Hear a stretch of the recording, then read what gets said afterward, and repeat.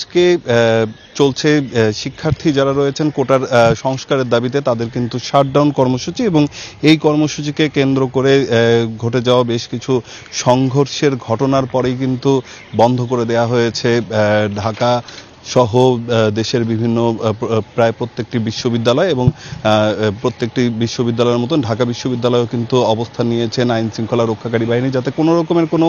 নাশকতার ঘটনা না ঘটে সেজন্যই কিন্তু সতর্ক অবস্থানে রয়েছে আইন শৃঙ্খলা রক্ষাকারী বাহিনী। সকাল থেকেই ঢাকা বিশ্ববিদ্যালয়ের প্রত্যেকটি প্রবেশ পথেই কিন্তু পুলিশ, বিজিবি,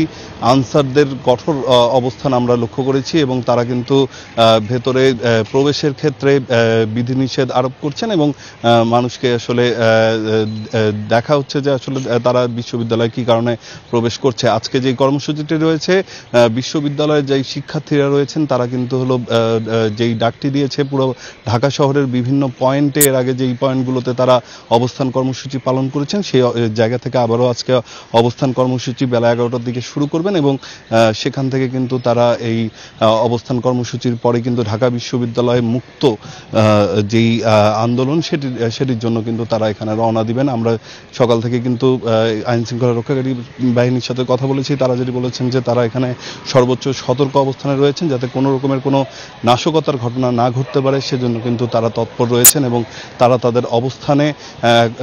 অনড় থাকবেন বলে কিন্তু আমাদেরকে তারা জানিয়েছেন। তো সবশেষ পরিস্থিতি যদি বলি, বিশ্ববিদ্যালয়ের প্রত্যেকটি কেন্দ্রে অর্থাৎ শাহবাগ, টিএসসি